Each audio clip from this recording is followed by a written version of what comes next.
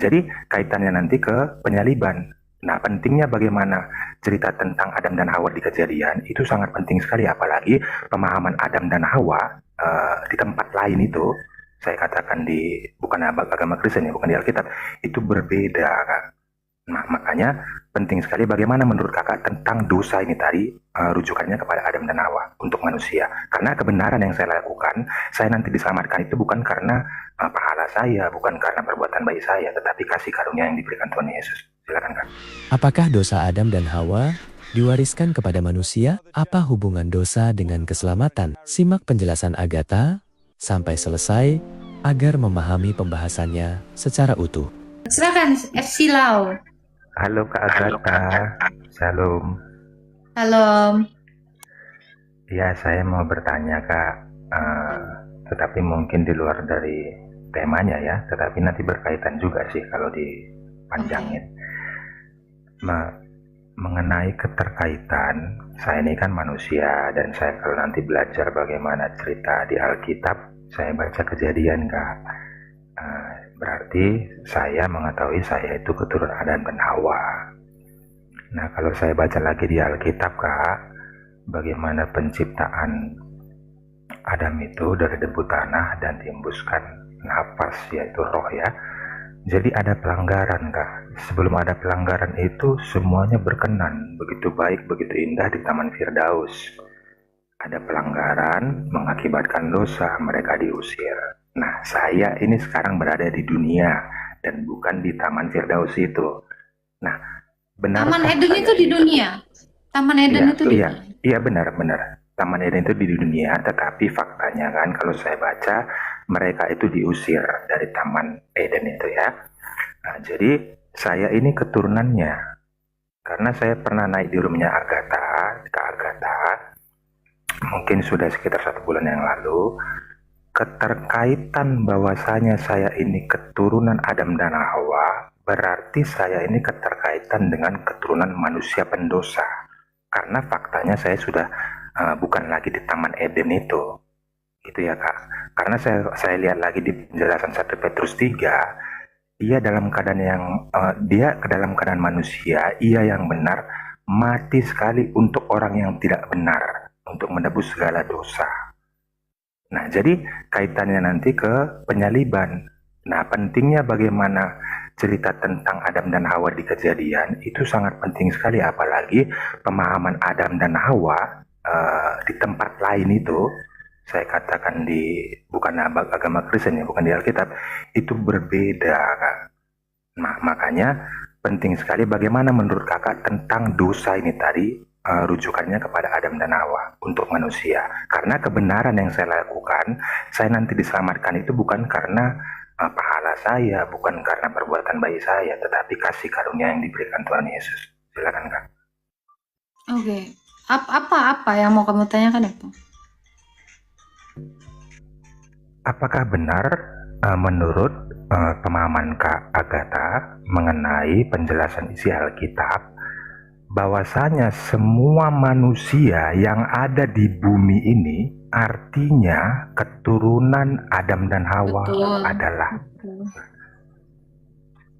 Semuanya berdosa. Semuanya berdosa. Ayatnya ada di dalam Roma dikatakan ya.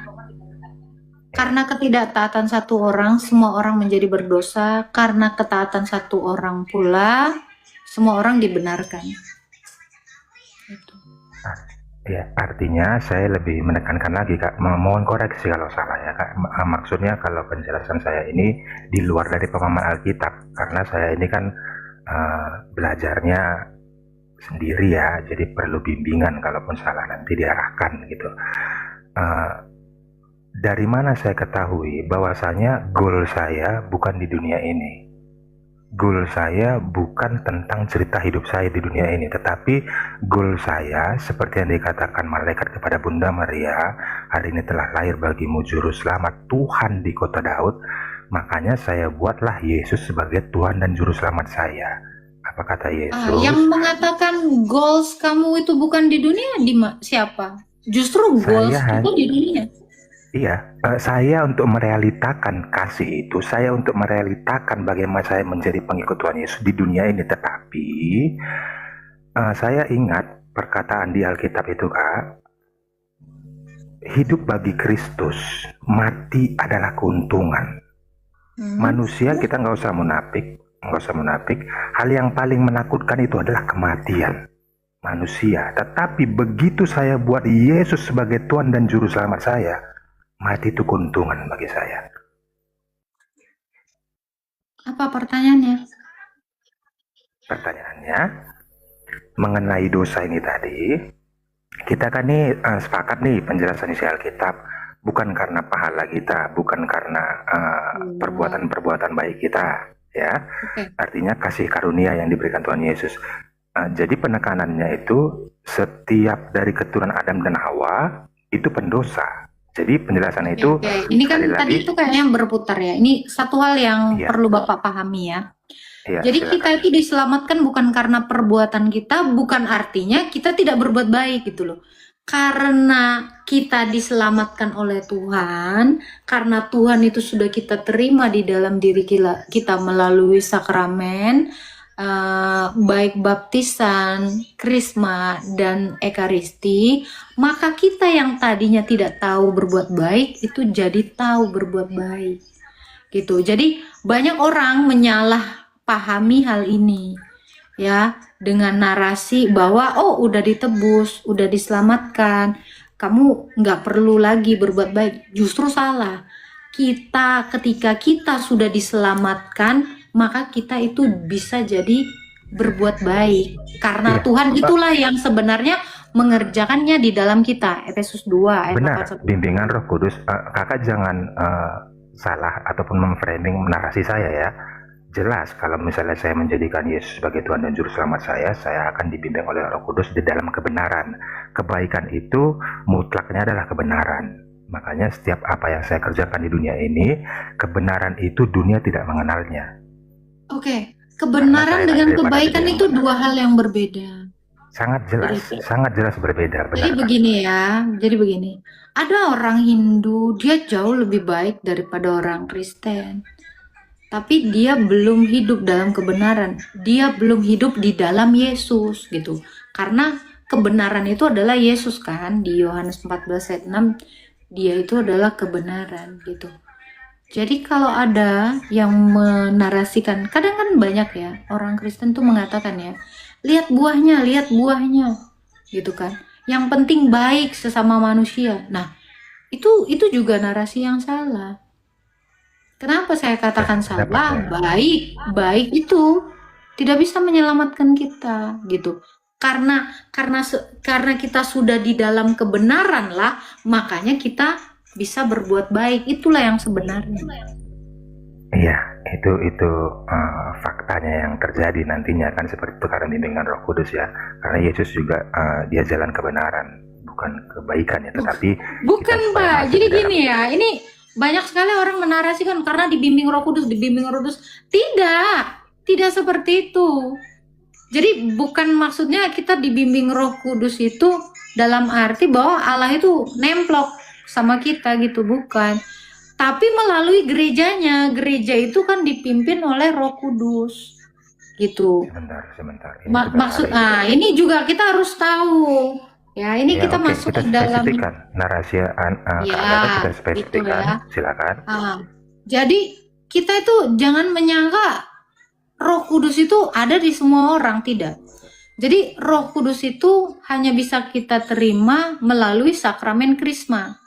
Dan itu pun yang melakukannya adalah dari para rasul, ada mata rantainya ke para rasul. Jadi kalau ada orang tiba-tiba berbuat baik, itu bukan karena Roh Kudus, karena yang di luar Kristus juga berbuat baik. Tetapi karena ada Taurat lah di dalam diri tiap orang, meskipun dia ya tidak mengenal Taurat dan tidak mengenal Yesus. Kenapa? Karena Taurat itu ditulis Yesus itu kepada bangsa-bangsa yang tidak mengenal Allah di dalam loh hatinya. Dan itu membuktikan bahwa Allah itu berotoritas. Dan itu sebagai materai bahwa benar manusia ini ciptaan Tuhan Yesus. Ini tertulis di dalam Roma 2 dari ayat 14 sampai ayat 16 gitu.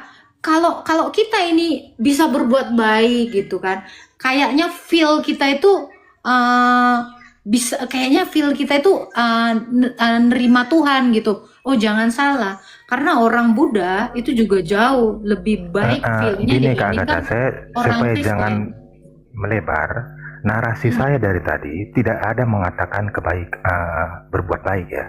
Saya untuk menjuru kebenaran. Iya, ini Contoh saya gini, mau membedakan karena contoh begini segini. Bang, justru pas ya. Kenapa saya menjelaskan seperti itu? Karena orang yang dia berbuat baik, dia mengira sudah di dalam Tuhan, sudah dalam kebenaran, tapi tidak bisa. Kita hanya bisa menerima Roh Kudus karena tadi Bapak bawanya itu Roh Kudus dibimbing, Roh Kudus dibimbing, Roh Kudus. Bagaimana kita mengatakan kita dibimbing Roh Kudus sementara kita tidak melakukan krisma? Nah itu, saya mau apa ya? Memantapkan itu di situ. Karena melalui sakramen krisma lah baru benar kita itu dibimbing Roh Kudus. Kalau tidak di krisma itu tidak bisa. Itu bukan Roh Kudus. Itu belum ada Tuhan di dalam diri kami. Ya, Begitu. itu kan maksudnya itu tata cara ya.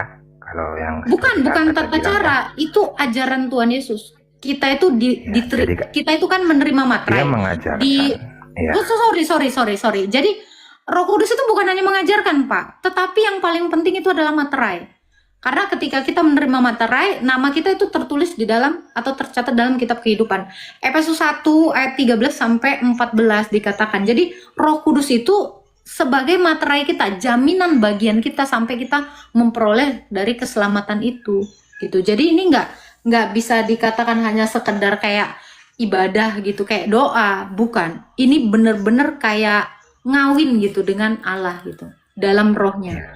Begitu. Jadi bagaimana tentang perkataan Tuhan Yesus, jadikanlah seluruh bangsa muridku dan baptislah mereka atas nama Bapa, Anak dan Putra dan Roh Kudus. Apakah ada lanjutannya harus seperti sakramen, harus seperti ini? Ada penjelasan Oh itu Yesus Efesus iya. Jadi nggak cukup sampai situ. Makanya dikatakan ya, dimuridkan dulu, baru dibaptis, lalu diajarkan. Nah, jadi imam itu, para rasul itu harus mengajarkan kamu bahwa kamu juga harus melakukan sakramen yang lain gitu. Yaitu apa? Karena waktu Filipus membaptis pun Roh Kudus itu tidak turun sampai datang Petrus dan Yohanes itu menghembusi mereka dan menumpang tangani. Nah, itulah sakramen krisma. Gitu. Karena dasarnya tadi itu Pak, kita itu harus menerima materai. Bahkan di ayat yang lain Tuhan Yesus itu sabar. Bahkan di ayat yang lain Yesus tuh mengatakan, janganlah kamu bersukacita karena roh-roh itu undur daripadamu, tetapi bersukacitalah karena namamu tertulis dalam kitab kehidupan. Jadi itu Pak, jadi kalau mau sampai nama kita itu tercatat dalam kitab kehidupan, ya kita harus di krisma. Makanya penting sekali sakramen krisma ini. Jadi jangan orang menduga roh itu asal-asal Roh Kudus gitu, karena Tuhan Yesus juga memperingatkan ya, ujilah setiap roh yang datang kepadamu. Nah, Oke, sebentar saya tanya. Saya ikuti narasi Anda. Masih bisakah orang berbuat dosa jikalau dia sudah menerima sakramen krisma? Selalu, pasti bisa jatuh. Oke, artinya tidak putus sampai dengan sakramen itu saja ya?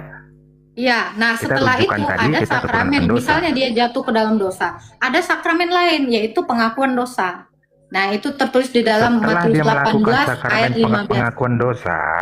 Jadi banyak ini Pak, sakramen itu ada 7. Kenapa? Nah makanya kita nggak bisa cuman menukil satu ayat Matius 28 ayat 19 sampai 20 selesai. Itu enggak gitu. Begitu. Jadi setelah misalnya ya ada jatuh dalam dosa, masuklah. Tadi kan sakramen baptisan, terus krisma, terus ekaristi, lalu pengakuan dosa. Nah, kalau kita jatuh ke dalam dosa, kita harus melakukan sakramen pengakuan dosa. Baru kita melakukan ekaristi. Ekaristi inilah kurban. Ini yang selalu saya jelaskan, kurban. Darah dan tubuh Kristus itu yang menghapus dosa kita. Jadi kalau kita jatuh ke dalam dosa, ya kita harus ekaristi. Tapi sebelumnya itu harus mengaku dosa. Sudah ada 4 sakramen di sini yang diajarkan, belum sakramen yang lain, yaitu sakramen pengurapan kalau ada orang sakit, sakramen perkawinan, sama sakramen keimamatan. Jadi ada 7 sakramen. Oke, saya nggak menolak perkataan Mbak Agatha. Artinya setiap manusia, katakanlah si Budi bisa melakukan keempat sakramen itu, atau melakukan sakramen pertobatan itu bisa 1000 kali ya, nggak menutup kemungkinan ya. Iya, Benar sepanjang dong? hidupnya, Pak, sepanjang hidupnya. Oke, Karena Tuhan berarti Yesus itu benar. adalah kurban kita yang menghapus dosa Ar- kita Artinya Mbak secara Agatha, sebentar. terus-terusan. Oke, saya buat contoh. Saya buat contoh. Contoh misalnya nih, saya tidur-tiduran sore, terus saya jalan di lampu merah, terus saya ada uang saku, saya berpikiran waktu tiduran tadi, coba saya bagilah kepada orang-orang yang susah di lampu merah ataupun yang anak jalanan. Karena Alkitab berkata, jikalau kau memberikan kepada orang miskin, kau melihat wajah Allah. Nah, pertanyaannya menjadi seperti ini. Apakah itu karena perbuatan saya atau bimbingan dari Roh Kudus? Perbuatan kamu, karena manusia itu sejak semula diciptakan itu baik. Memberi itu adalah hal lumrah. Tadi saya bilang orang Buddha juga jauh bisa memberi itu. Itu bukan bimbingan Roh Kudus, bukan itu. Karena semua orang itu diciptakan baik, Pak. Itu dia. Saya melakukannya sembunyi agar Iya, tidak kelihatan oleh manusia. bukan karena bimbingan Roh Kudus ya, karena semua orang itu baik. Itu memang kodratnya manusia sebelum jatuh ke dalam dosa. Iya, oke. Artinya, kalau statement Kak Agatha seperti itu, saya berarti menganalogikan saya ini selamat karena perbuatan saya. Enggak lah. Justru kamu gimana mau selamat? Orang kamu berbuat baik aja belum Loh, tentu bagaimana selamat. kata Tuhan Yesus, aku akan mengirim penolong lain bagimu, yaitu Roh kebenaran. Loh, itu untuk membimbing para rasul. Memangnya Bapak? Bukan. Oh my God. Itu untuk para rasul, Bapak. Kamu kan bukan rasul. Loh, gimana sih? Jadi seperti ini Kak Agatha, saya juga Gimana? pernah menggurui profesor ya. Jadi kita tidak ada Tenang, saling Pak. menggurui. Romo saya itu profesor, Artinya- Pak. Tenang, aman. Iya, artinya gini, Tapi saya setiap mau orang masuk yang ke yang tadi memberitakan Bapak firman bilang. Tuhan, dia Jadi tidak akan saya masuk ada diselamatkan celah. karena perbuatan baik. Itu gimana, Pak? Saya belum nemu korelasinya. Gini. Ketika kamu berbuat Oke. baik, terus apa hubungannya dengan keselamatan? Oke, Itu saya mau sebentar, kasih. sebentar. Iya, ini saya jelasin boleh 1 menit saja. Pada saat saya melakukan kebenaran itu yang diperkenankan ataupun yang disukai oleh Tuhan ya. Artinya setiap perbuatan-perbuatan kita yang disukai oleh Tuhan ataupun yang dikendaki oleh Tuhan ataupun Itu hal yang perbuatan baik itu bukan kebenaran, beda. Makanya saya bilang. Contoh seperti ini Mbak Kata, saya punya uang, tetapi saya nggak memperlihatkannya kepada manusia pada saat saya memberikan kepada orang lain. Itu disampaikan kepada Alkitab. Tanganmu yang satu melihat, tangan satu lagi jangan dinampakkan. Orang Buddha Artinya, juga sering melakukan itu, Pak. Santai. Itu nggak kebenaran ada yang atau kebaikan? spesial. Iya, Itu sebentar. nggak Itu kebenaran atau kebaikan? Kebaikan. Itu kan perbuatan baik. Contoh perbuatan baik itu. Karena kebenaran itu Tuhan Yesus, Pak. Kamu kira kebenaran itu kamu? Karena di Alkitab dijelaskan, Yang begitu namanya kamu kebenaran lahir. itu Tuhan Yesus. Makanya Iya, dikatakan makanya kita saya harus bilang dalam seperti ini. kebenaran. Oke. Dalam kebenaran maksudnya dalam Yesus selalu. Iya, Bapak tahan, kira Mbak Tata. apa? Jangan meninggi sebentar. Saya sampaikan Enggak, ayat saya nggak Alkitab. meninggi karena Anda Ini ada mulai satu ayat memframing Alkitab yang gitu. enggak. Ini ada satu ayat Alkitab. Coba nanti Anda jelaskan. Iya, boleh. Jikalau kamu masuk di dalam kebenaran itu, kamu lahir daripada Masuk ke dalam Dia yang Yesus, benar. maksudnya. Kamu kira masuk Oke, ke mana? sebentar.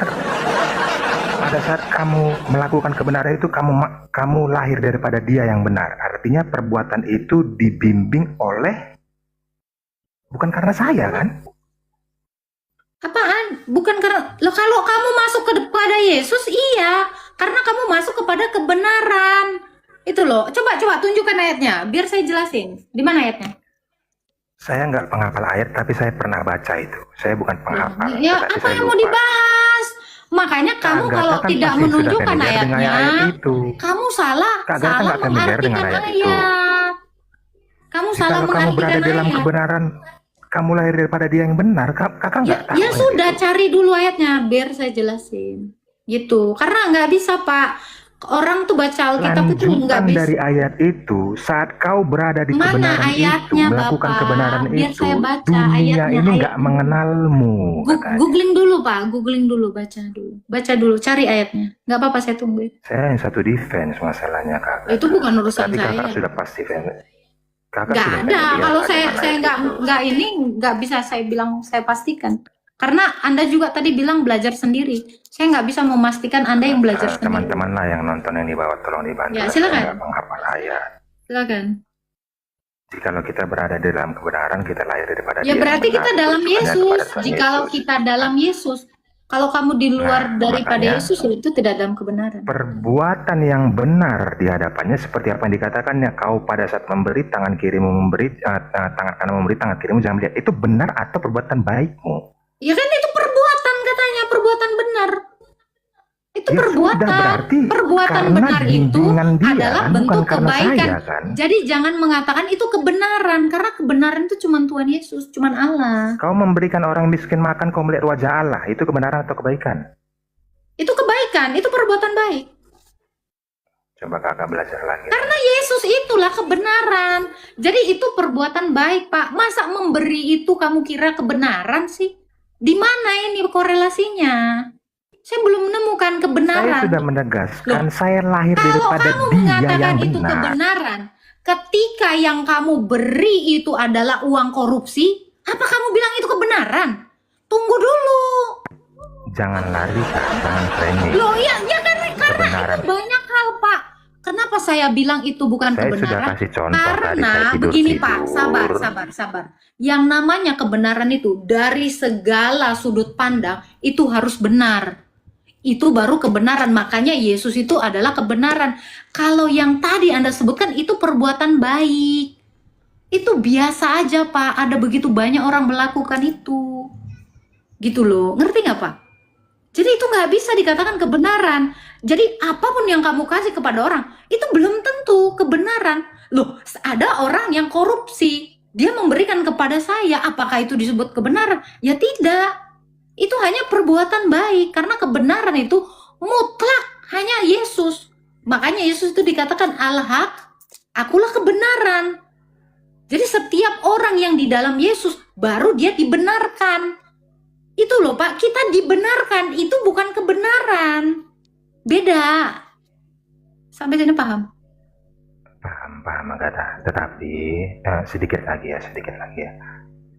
Saya itu mengakui bahwasanya kebenaran hanya di dalam Tuhan Yesus. Tetapi pada saat saya Apa tahu nggak? melakukan, ya sebentar dulu Agatha, jangan dipotong supaya paham tujuan saya ini nyampe gitu loh. Kalau kamu potong bagaimana bisa Karena nyampe? kata-katanya itu sudah salah di awal, gitu loh.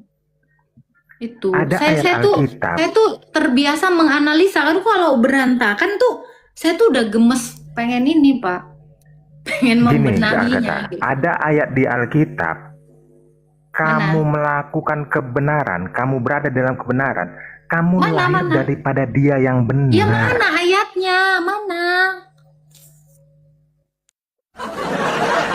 Loh, Bapak dari tadi ada ayat. Saya mau tahu ayatnya itu, Pak. Saya nggak akan berargumentasi kalau tidak ada ayatnya gitu loh. Saya hanya butuh itu. Saya Bapak satu silakan device cari dulu. masalahnya. Ya sudah, Terus saya saya- tungguin. Udah. Kamu ngomong ada ayat. Saya nggak bisa ditipu. Gitu loh. Ada, kita sama-sama baca karena banyak sebenarnya orang yang salah menafsirkan salah itu kebenaran. Biar Bapak itu aja cari. Saya tungguin. Nggak apa-apa, Pak. Karena kalau kita tidak di dalam kebenaran, tidak di dalam Yesus, kita ini tidak pernah benar. Kan udah dibilang. Karena ketidaktaatan satu orang, semua orang berdosa. Karena ketaatan satu orang, semua orang dibenarkan. Kita ini dibenarkan. Berarti kita ini fasik. Tetapi Allah lah yang membenarkan kita. Makanya selalu saya katakan ya, kita ini diperbaiki gitu loh. Jadi jangan ada yang sombong. Itu maksud saya. Jadi kamu jangan merasa benar.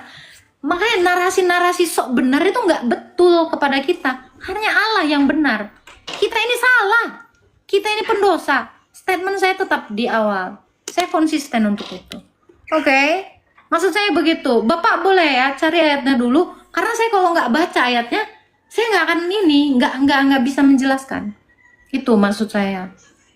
Ya, Yesus itu adalah kebenaran. Yohanes 14 ayat 6 ya, atau Yohanes 16 ayat 4 ya, nanti koreksi ya. Dikatakan, akulah jalan, akulah kebenaran. Jadi Yesus itu kebenaran. Semua orang yang berjalan di dalam kebenaran, di dalam Yesus, dibenarkan.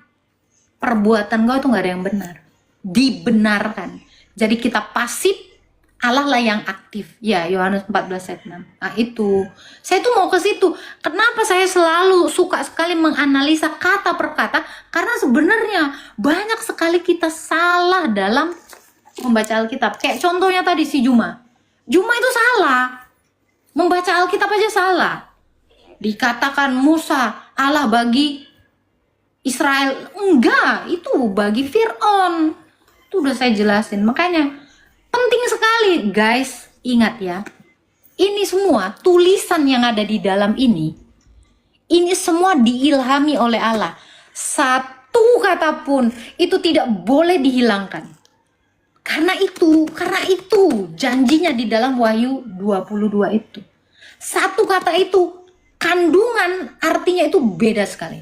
Kalau lewat contoh ya, Maria mengandung dari Roh Kudus. Kamu hilangkan darinya, mengandung Roh Kudus. Berarti Roh Kudus lah yang dikandung di dalamnya. Itu kan? Suka salah paham kan? Oten kan? Betul nggak? Betul nggak? Nah itu, makanya mengandung dari Roh Kudus. Beda dengan mengandung Roh Kudus. Ah, itu. Jadi satu kata yang kurang, itu saya butuh sekali gitu loh. Oke, ini ada ya. Oke, silakan Bang. Gimana Bang? Ya, saya juga bukan mau menggurui ya, tetapi Oke, kita nggak apa-apa, sama-sama nggak apa-apa. belajar. Ayatnya Bang, boleh. Bisa Apa? dibacakan 1 Yohanes 2 ayat 29 kan? 1 Yohanes 2 2 ayat 29. Nanti yang kita melakukan kebenaran itu karena kita sendiri atau Roh Kudus nanti itu. Coba saya pengen tahu juga dari kata. 1 Yohanes 2. Nah dia ya.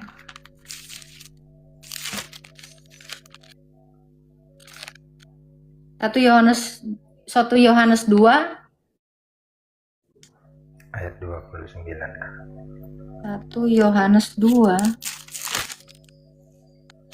Yohanes 2 itu di mana ya? 1 Yohanes 2 ya. Oh, surat Rasul Yohanes yang kedua ya. Oke. Iya kan? 1 Yohanes 2 ayat 29. Oke, kita baca ya. 29 ya. Jikalau kamu tahu bahwa ia benar, kamu harus tahu juga bahwa setiap orang yang melakukan kebenaran lahir dari Dia. Apa? Melakukan kebenaran ya, bukan kebaikan kan Kak? Makanya Lahir saya tanya, pada saat dari saya melakukan Dia. Loh, Ya, kamu pada saat mengasih saya melakukan contoh kebenaran. dengan ini gimana? Korelasinya dengan ngasih uang terus ke sini. Gimana? Karena saya mau merealitakannya pada saat saya hidup Apa? ini. Oke. Saya melakukan Ini ya. kebenaran Jadi itu. sekarang anak-anakku tinggallah di dalam Dia. Harus di dalam Dia. Iya. Supaya Saya akuin. apabila ia Makanya saya bilang menyatakan itu semua diri, perbuatan Roh ini biar Kudus. saya jelasin, Kakak ini bilang biar saya bukan. baca Pak. Ini biar saya baca dulu Pak ya. Jadi sekarang anak-anakku tinggallah di dalam Dia, di dalam kebenaran itu Yesus. Supaya apabila ia menyatakan diri, kita beroleh keberanian percaya dan tidak usah malu terhadap Dia di hari kedatangannya. Jikalau kamu tahu bahwa ia benar, kamu pun harus tahu juga bahwa setiap orang yang melakukan kebenaran lahir dari Dia. Ini bicara tentang hari kedatangan Tuhan Yesus. Terus di mana korelasinya dengan kamu memberi itu sebagai kebenaran? Melakukan kebenaran. Oke. Contohnya Di seperti dalam apa? Dia, Coba jelaskan. ini kan setiap orang yang melakukan kebenaran di dalam Dia berarti melakukan seluruh Melakukan yang perintahnya, diperintahkan kan? oleh Tuhan Yesus. Termasuk berikan uangmu kepada orang miskin. Kau melihat wajah Allah. Benar? Kenapa itu? Di mana Itu kebenaran. memberikan orang miskin melihat wajah Allah? Di mana itu? Kok saya agak nemu di mana ini Pak? Maksudnya? Tangan kananmu memberi, yang kanan, tangan kiri jangan melihat. Itu kebenaran atau kebaikan? Itu perbuatan kebenaran. baik. Itu perbuatan baik. Setiap apa yang disampaikan oleh Tuhan Yesus ke Agatha itu Bapak semuanya ngerti nggak, Pak? kebenaran. Melakukan kebenaran itu melakukan dalam Allah. Gitu loh. Makanya Ngerti pada nggak, Pak? saat saya melakukan kebenaran itu saya lahir daripada dia yang melakukan itu, Roh Kudus yang membimbingnya, karena dia mengirim penolong lain, yaitu Roh Kudus, Loh, Roh kemana kamu kebenaran. ini cocokologi lagi di sini, Pak? Kamu tuh nggak nyambung loh, Pak. Semua ayat kamu tabrakin. Terus kamu bikin Bukan narasimu karena sendiri. Itu gimana kita, sih? Kak Agatha. Apa tuh? Bukan karena kita. Apa sih, Pak? Pak, ini ada orang ngasih saya tanpa dia gembar-gemborkan, dia orang Konghucu. Apakah itu lahir dari Yesus?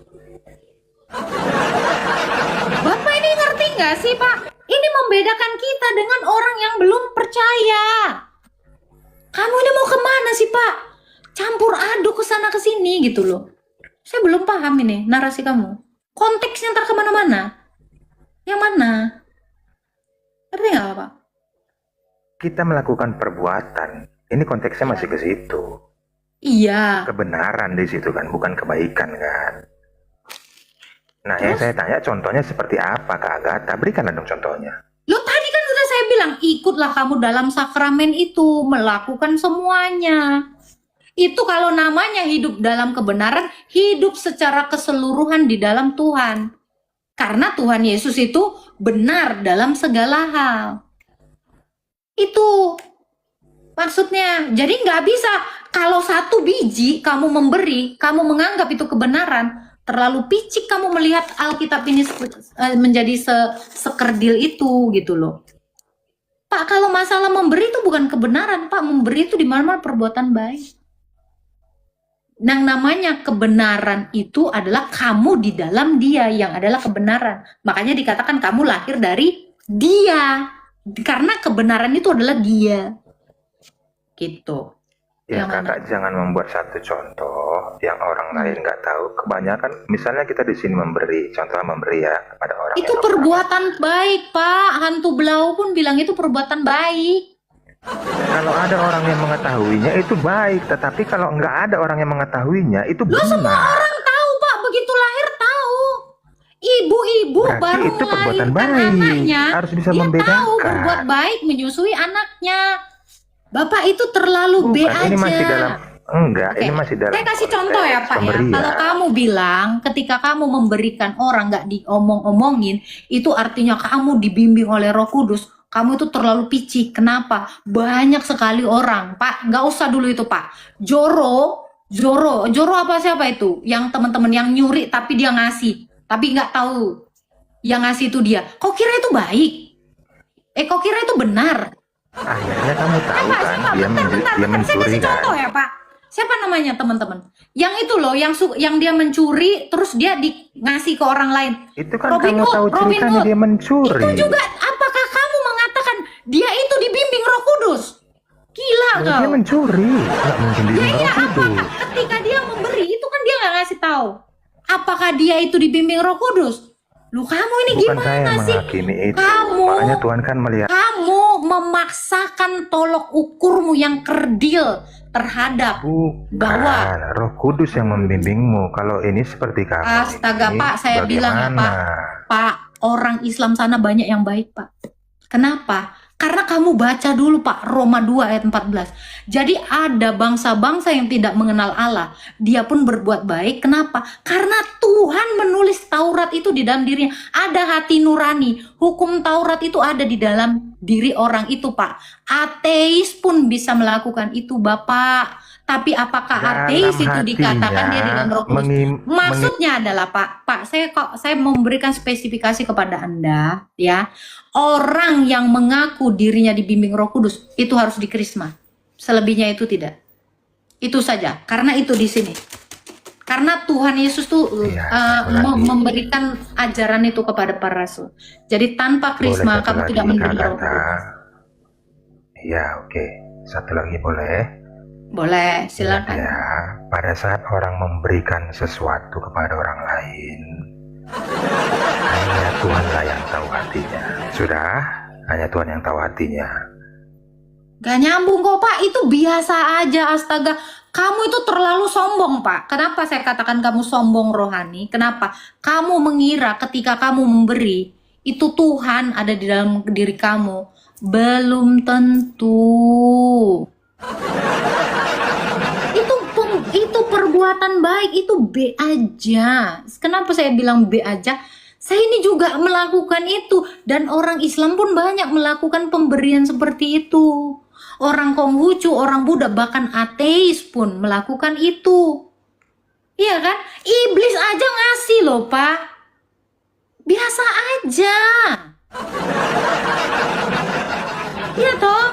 Bener nggak? Makanya kamu tuh merasa diri kamu tuh spesial banget gitu loh. Alah. Ya ini Tante Ija aja kadang-kadang dia memberi kepada saya tanpa saya ketahui, biasa aja. Ya, susah. Kamu tuh merasa, ada Tuhan dalam diriku. Duh.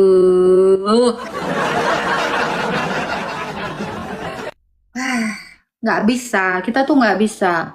Terlalu kerdil kita itu, apa ya, cara berpikirnya. Ada orang ngasih tanpa diketahui. Apa sih yang mau kalian banggakan dari kayak gitu? Nggak ada, nggak usah dibanggakan, nggak selamat. Sisin ini juga kadang dia ngasih gift sama saya. Saya nggak tahu dia siapa, mukanya aja nggak ada kayak Nabi. Ya kan? Tengok. Ya kan, kayak Nabi Adam nih, nggak tahu mukanya yang mana. Kayak Nabi kau. Suruh kasih gift aja kak, biar dianggap benar. Iya Pak, kasih gift Pak. Coba kasih gift. Itu loh, maksud saya adalah, ya teman-teman, kamu tuh jangan ada yang membanggakan diri kamu gitu loh. Dengan seperti itu kamu berlagak, saya ini dipenuhi Tuhan. Nggak bisa. Orang ateis tuh banyak kok yang ngasih saya. Mama saya tuh baru ngasih saya ini ikan panggang. Mama saya Islam. Tuh, mamanya suami saya, mama saya. Tuh Islam tuh. Barusan dia ngasih ikan sama saya. Ya. Tapi yang bawa suami saya nggak tahu. Dia siapa. Nah, dia Islam. Tapi apakah kita bilang dia itu dibimbing Roh Kudus? Gimana? Menurut kalian gimana? Apa mama saya yang Islam itu? Ya? Mama Tri? Apa dia adalah dibimbing Roh Kudus? Menurut kalian, saya tanya kalian. Dia ngasih ikan kepada saya. Gimana tuh? Dari Roh Kudus itu. Ya, B aja. Gitu loh, B aja. Makanya kalian ini ya, kenapa saya katakan seperti itu? Banyak sekali orang yang beranggapan kalau dia memberi, terus dia ini, ada Tuhan di dalam saya, ada Tuhan. Nggak gitu sayang. Ada orang yang menolak Tuhan Yesus, tapi dia itu juga berbuat baik gitu ya. Nanti dibilang karya Roh Kudus pula. Iya, jangan. Ya, jangan. Ya, tapi kalau kita di dalam Roh Kudus, makanya tadi saya bilang ya, kita itu akan menghasilkan buah-buah dari Roh itu, karena Roh Kudus yang mendoakan kita. Jadi Tuhan itu berdoa di dalam kita, ya. Nah, apa impact dari Roh Kudus yang berdoa di dalam kita? Nah, kita berbuat baik. Gitu. Tapi dalam kebenaran, ya, karena di dalam Yesus. Kita tidak mungkin menerima Roh Kudus kalau tidak di dalam Yesus, karena tidak di dalam kebenaran. Nah, makanya saya katakan kalau memberi tanpa diketahui orang itu bukan kebenaran. Yang namanya kebenaran itu kamu harus jadi Kristen dulu. Itu maksud saya itu. Jadi kalau kamu nggak Kristen, kamu nggak akan dibenarkan. Kalau kamu nggak menerima Yesus Kristus, kamu nggak mungkin dikatakan melakukan kebenaran. Begitu. Oke. Roh Kudus itu ini banyak banget ya orang yang salah paham ya. Di dalam Kisah Para Rasul dikatakan, terimalah kuasa Roh Kudus. Kita itu nggak nerima esensi dari Roh Kudus, teman-teman. Saya katakan, yang yang menerima kuasa Roh Kudus itu adalah para rasul. Jadi kita ini nggak bisa tiba-tiba kayak Tuhan Yesus gitu, waktu dibaptis turun api, roh gitu. Bukan seperti itu. Jadi teman-teman ya, saya katakan rasul itu menerima kuasa Roh Kudus. Menerima. Ya, dari mana kuasanya? Dari Roh Kudus. Makanya terimalah kuasa dari Roh Kudus. Nah, Roh Kudus ini itu adalah energi. Jadi bukan esensi. Energinya kita terima. Nah, jadi kan keilahian Yesus yang satu di dalam Bapa dan di dalam Roh, keilahian Yesus firman ya. Yang satu di dalam Bapa dan di dalam Roh, itulah yang mencurahkan Roh Kudus tadi. Ya, jadi dia mencurahkan di dalam kemanusiaan Yesus. Jadi karena kan keilahiannya itu satu. Jadi Roh Kudus itu datang dan keluar dari Bapa, diutus oleh Yesus, lalu dicurahkan melalui Yesus. Gitu. Ya, dicurahkan kepada kemanusiaannya sehingga ya dia yang ilahi dan manusia itu menghembusi murid-muridnya, ya kan? Dihembusi oleh Roh Kudus. Tuhan Yesus itu menghembusi murid-muridnya. Lalu dari muridnya ini menghembusi kita lagi. Itulah dalam sakramen Krisma. Paham tidak? Jadi nanti dari Bapa keluar Roh Kudus, ya, diutus oleh Yesus, ya kan, melalui Yesus ditiupkan kepada rasul kepada orang lagi yang ditabis dan yang sudah dibaptis, itu terus-terusan. Jadi imam itu kalau mati rasul itu anaknya rasul, ya udah diinin lagi, terus gitu. Jadi nggak bisa kamu itu set gitu, nggak bisa. Yang melakukannya itu adalah seorang imam. Itu. Jadi ada suksesi apostoliknya gitu. Jadi dari rasul ke muridnya yang ditabis, jadi dalam jabatannya itu presbiter namanya. Jadi dia uskup, terus dia mentahbis imam atau presbiter. Nah, presbiter ini nanti yang meniupkan Roh Kudus itu kepada umat yang yang sudah dibaptis melalui sakramen Krisma. Begitu mekanismenya, itu begitu di dalam Alkitab seperti itu. Jadi waktu Filipus membaptis, dia seorang diakon, nggak ada turun Roh Kudus sampai datanglah Petrus dan Yohanes menumpangkan tangan gitu loh. Jadi kalau tidak ditumpangkan tangan ya itu tidak akan ada Roh Kudus. Jadi nggak sembarangan, harus dengan cara seperti itu, karena Tuhan Yesus itu mendirikan gereja. Dia jadi ada organisasi, ya, gereja itu organisasi orang-orangnya gitu. Jadi dengan jabatan-jabatan begitu ya. Kalau belum di Krisma, belum nerima Roh Kudus, belum, nama kamu pun tidak akan tercatat di dalam kitab kehidupan. Itulah info penting yang mau saya sampaikan kepada kalian sesuai dengan Alkitab. Jadi melalui Krisma ya kamu baru dimateraikan. Efesus 1 ayat 13-14. Jadi kalau tidak di Krisma ya kamu tidak ada, nama kamu nggak ada. Makanya nanti kamu itu harus di Krisma dulu, setelah baptis itu di Krisma. Jadi dalam satu rangkaian itu, baptisan dan Krisma itu. Ya, setelah dibaptis celupkan dalam nama Bapa, Anak, Roh Kudus, 3 kali celupan. Setelah itu baru kamu di Krisma. Nanti dihembusi sama imam itu, gitu kan, sambil dimateraikan dengan minyak, ya, semuanya. Baru nanti setelah itu baru kamu layak menerima kurban Ekaristi, gitu. Nah, saat kamu itu dimateraikan, itu nama kamu itu sudah tercatat dalam kitab kehidupan. Makanya nanti Bapak rohani kamu, imam itu akan memberikan kamu nama. Kenapa setiap kali kamu dibaptis itu harus diberi nama? Karena kamu lahir. Kamu baru dilahirkan. Itu Yohanes 1 ayat 12 sampai 13. Kamu di situ baru dilahirkan. Makanya kamu ada nama baptis.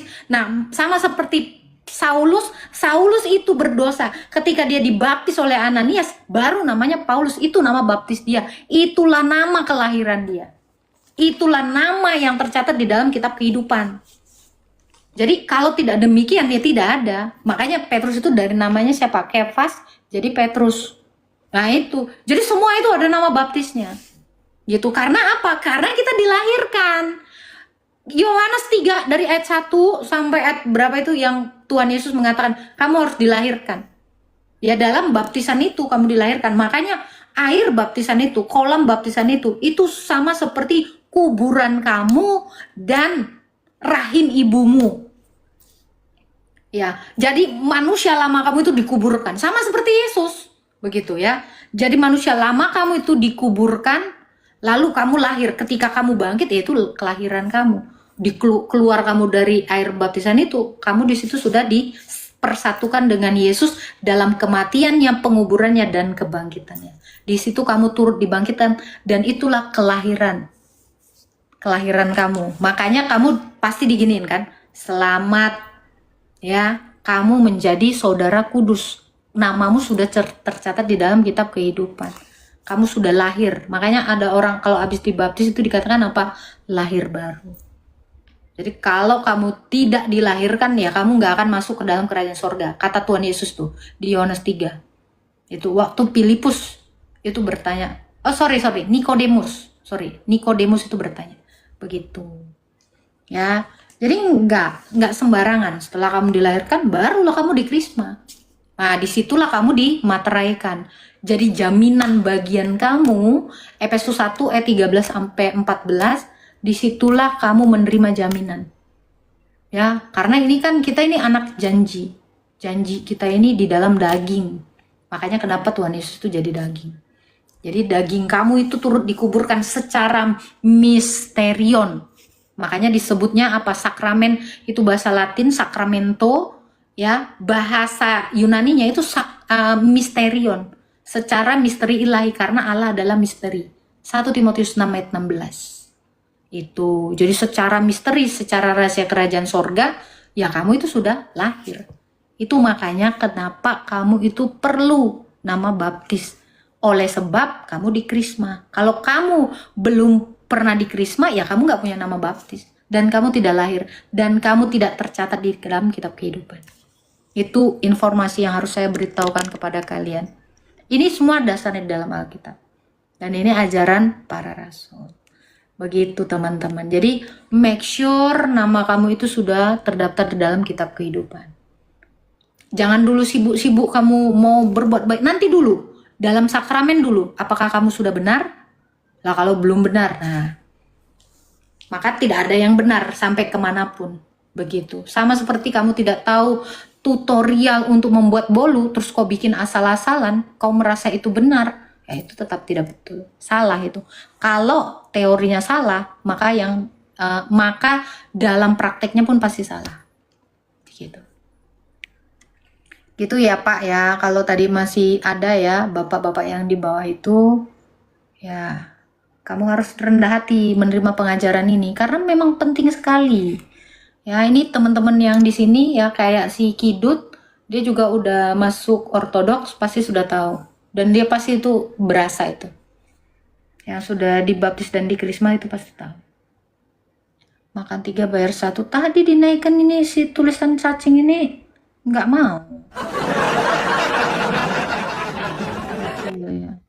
Nggak penting ya, iya orang kamu kan masuk neraka.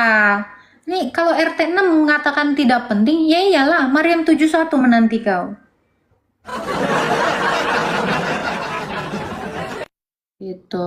Iya, nggak apa-apa Pak, aman. Maryam 71 dan bidadari montok ya, kalau ada itu sudah menanti kau. Nggak penting. Gitu. Ini ya, rendah hati tapi sebentar lagi kalau ada yang naik kamu debat ngamuk-ngamuk. Makanya belajar. Lu rendah hati itu harus belajar jadi murid. Kan saya yang ngajarin. Gimana sih? Ya semua harus rendah hati. Kalau saya nggak rendah hati, saya nggak mau ngajarin kau. Kusimpan aja ilmuku ini. Tidur aku. Kok kira aku suka kali capek-capek nahan berak di sini? Dari tadi aku nahan Ini kita harus sama-sama rendah hati. Saya menyempatkan waktu saya untuk memberitahukan sesuatu yang baik untuk kamu. Kamu kira itu tidak bentuk kerendahan hati saya, tidak bentuk pengorbanan saya? Tiba-tiba kau ini. Mendingan aku tidur.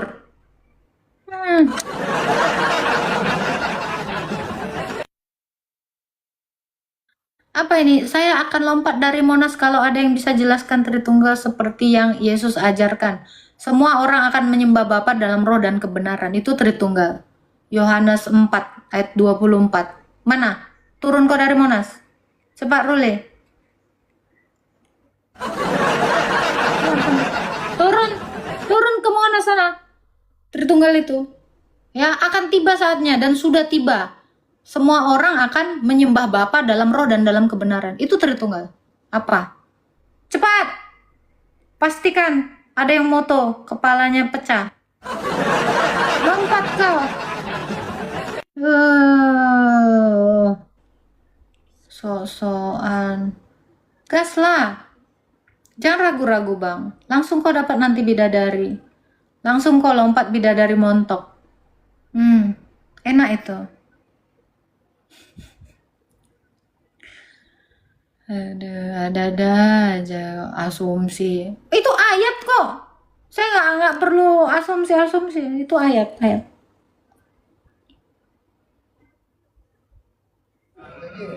Halo. Halo. Siapa namamu Pak? Kok dicoret-coret? Ahmad Yusuf, silakan. Ahmad Yusuf nih dari seorang Muslim. Oke, silakan Pak, mau bertanya apa? Ada yang mau saya tanyain tentang Allah kita, Allah Tritunggal, ya kan? Ini kan temanya itu. Kalau Yesus tuh, mohon maaf, Yesus tuh siapa? Terus fungsinya mohon maaf itu untuk apa Pak? Yang enggak, kan ini kan biar agak sopan dikit gitu. Nggak sopan itu nggak harus melakukan yang nggak penting Pak. Yesus itu siapa? Mohon maaf. Apa ini kalimatnya tuh pening loh Pak. Jangan ditambah-tambahin. Aku udah pusing loh Pak. Ini cuman pingin tahu kelurusannya saya. Yesus itu adalah firman Allah. Yang Firman satu di Allah. dalam Sang Bapa dan Roh Kudus. Terus Roh Kudus tuh apa? Siapa itu Roh Kudus? Roh Kudus itu nafas Allah. Nafas Allah. Kalau Bapa itu siapa? Allah. Jadi yang menciptakan dunia sama isinya itu yang mana? Bapa dalam firman dan dalam Roh Kudus. Oh, berarti Tuhannya sampean tuh ada 3 ya? Satu lah orang. Masa nafas Allah kok bilang 2? Gimana sih? Iya. Allah. Nafasnya Allah. Bentar. Allah, nafasnya Allah. Firmannya Allah. Masa 3? Gimana sih, Pak? Ya 1 lah. Masa satu. kalau kamu bilang 3 berarti nafasnya Allah keluar dong dari Allah. Udah, bersatu, berpisah. Kok Berarti- 3? Berarti yang menciptakan bumi dan seisinya itu Allah.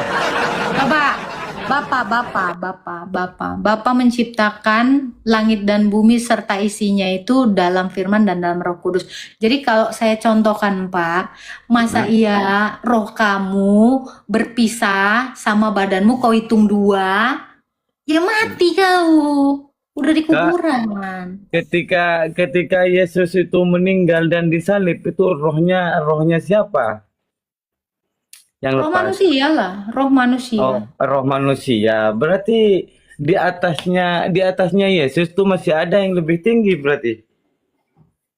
Hubungannya apa? Yang kau tanya kalau ketika mati, karena yang mati ini kan kemanusiaannya, Pak. Yang mati ini bukan keilahiannya, bukan firman itu yang mati, Pak. Yang mati itu adalah kemanusiaannya. Kalau dia yang adalah firman itu nggak mati. Berarti anggapannya bisa dioper-oper ya. Nggak ada poli di sini, Pak. Kok dioper-oper? Iya ini. Gimana sih, Pak? Tiba-tiba dioper. Pas mati. Jadi ada berapa? Apa Jadi ini yang ada dioper? Yang dioper itu gimana, Pak? Aduh, Tuhan. jadi ada berapa Allah? Mulai makan goreng tiga Satu angkat Allah. Pak, kayak kau kan, ada badanmu, ada napasmu, ada suaramu. Kok kan nggak dibilang 3 orang, Pak? 1 toh. Betul nggak? Satu. Karena di dalam itu pasti 1. Saya tanya nih ya, Pak. Agatha di dalam rumah. Kamu di dalam rumah. Ada berapa rumah? 2 rumah. Berarti Ya ada 1 rumah. kalau masalah kepribadian itu ada berapa? Udahlah Pak, Bapak ini minimal belajar bahasa Indonesia dulu, masuk SD dulu Pak. Nggak mungkin ini terselesaikan ini sampai kiamat. Cara ngomong aja nggak jelas. Maaf ya, saya turunin ya, nggak sampai kok di sini. Minimal belajar bahasa Indonesia dulu Pak, makanya penting sekali masuk SD Pak. B A C aja, baca. Supaya apa kita membaca? Supaya ketika kita nemukan Alkitab, kita bisa baca. Setelah kita bisa baca, kita bisa diskusi, bertukar pikiran. Kamu belum baca, jadi percuma kita diskusi. Inilah ya teman-teman ya, makanya nggak bisa menjelaskan kalau kamu buta huruf. Mustahil kamu bisa paham kalau kamu buta huruf. Iya, saya katakan mustahil seseorang yang buta huruf itu mengerti iman Kristen. Jauh. Orang suruh nulis sentence aja dia nggak bisa, lu bayangin ya. Belajar bahasa Indonesia aja ya kan, kalimat yang benar ya kan, ada yang terdiri dari subjek, predikat, objek, keterangan, SPOK, itu mustahil kau bisa bernarasi benar kalau kamu nggak belajar bahasa Indonesia. Yakinlah karo inyong, udahlah imani aja iman kau. Stres aku bukannya apa-apa ya teman-teman ya. Penting sekali kita itu wajib belajar 12 tahun. Berapa tahun belajar? 12 tahun ya? 6, 3, 3. Iya, 12 tahun itu penting sekali teman-teman. Ya, dan itu pun nggak boleh bolos. Iya, nanti kalau kalian tidak wajib belajar 12 tahun, aduh, jangan deh ngobrol sama saya. Yang S2 aja pening.